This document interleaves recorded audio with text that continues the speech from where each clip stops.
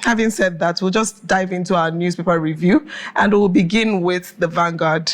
Saturday Vanguard, the boldest headline we have here says, drug promotions flooding social media, how patients go blind, suffer stroke, experience kidney failure. Also on this paper, we have a headline that says, Fubara resumes, pledges loyalty to Tinubu, Wike. You find that on page 8. Another headline here says, Plateau, we're reviving agriculture, others amid struggle with insecurity. This is credited to Mutfwang, and that is the much we can take from Vanguard. Now moving straight to this day paper, boldest headline says, Fubara, peace cheaper than war, urges Rivers people to unite. Rider says 6 months emergency rule left state with hand lessons. Also, another rider says, appeals to political leaders, assembly to bury hatchet. Away from that, we have NGX transactions surged 99% to 6.92 trillion naira in 8 months. With inflation declining, MPC faces pivotal choices. That's the rider.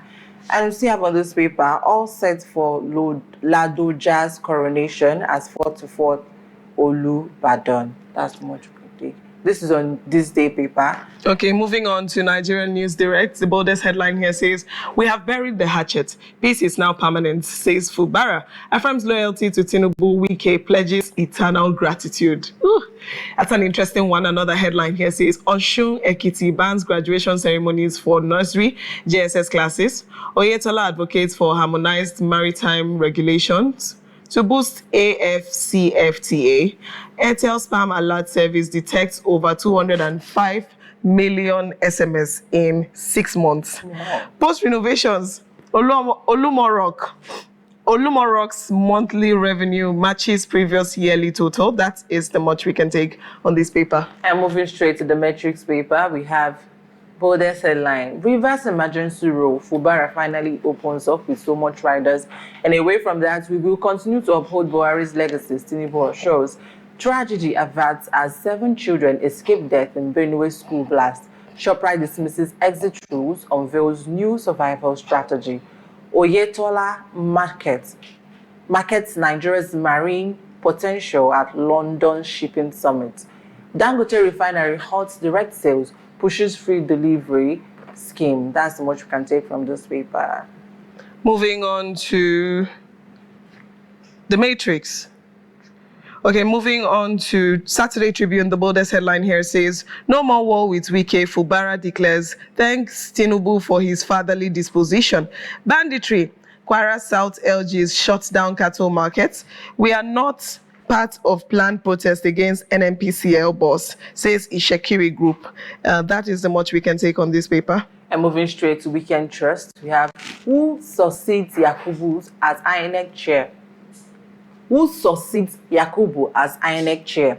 Cattle serve as 417 grazing reserves lie idle. 7 pupils injured in Benue school explosion.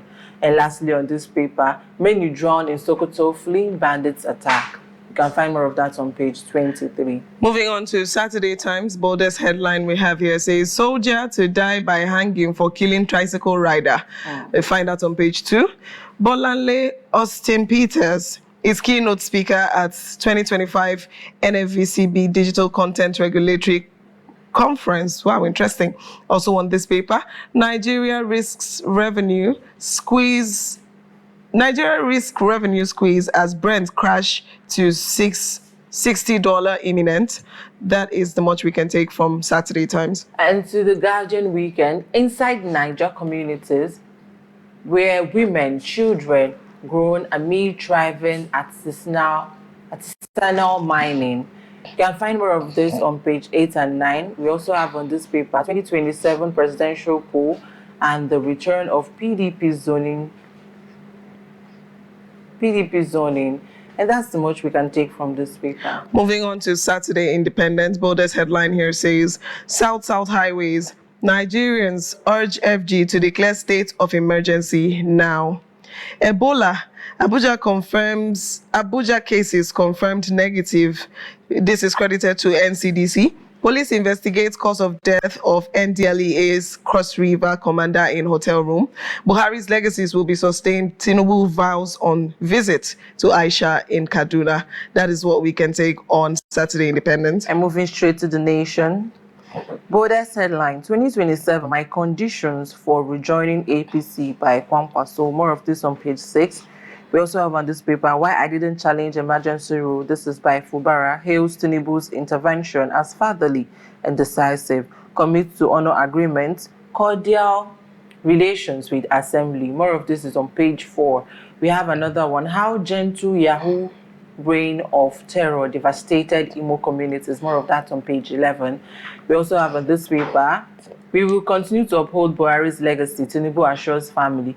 Kaduna Akog as president graces Yari's son's wedding. More of that on page 5, and that's much we can take on this paper. Moving on to Platform Times, boldest headline here says 106 Nigerians arrested in India over drug trafficking.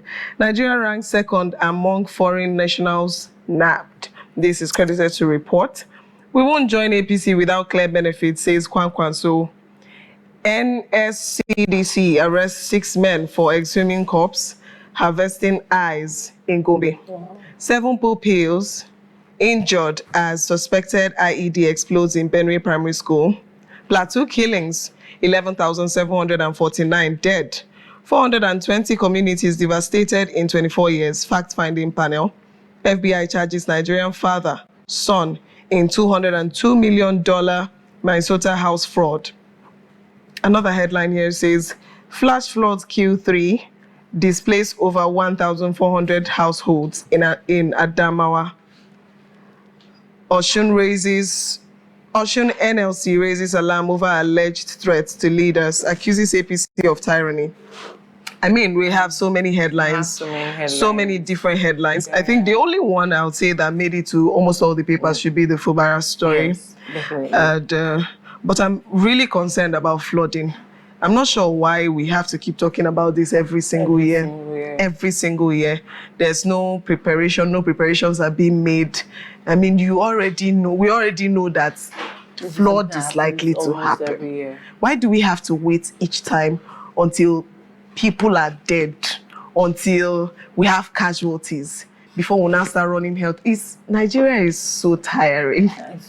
It's so tiring. It's a lot of things, and I feel like it's not something we're supposed to be talking consistently, talking about it, and there is no, if we're supposed to talk about it, then it means we are talking about, the changes, the preparations, what the government is doing differently from the past year, and not repeating the same conversation every single time. I mean, we know that flooding is something that happens every single year here in Nigeria. I think we should be prepared for it. I think there should be measures put in place to ensure that it's not something that continues to take lives every single time. It's so unfortunate that this is what we meet every year, seeing that this time around they're talking about flood, tomorrow again we're talking about flood, people are losing their properties, people are losing loved ones. It's so sad that at the end of the day we will still come down to no conclusion. It will still happen next year without anything being done. It's so unfair if you ask me. And also we have the whole bandit thing. Banditry, we have that on Saturday Tribune. You get, we continue to hear, I saw one, I can't remember the paper where I read it, that they said children flee from, tragedy averted as 7 children escaped death in Benue school blast. Some other people died in that blast as well.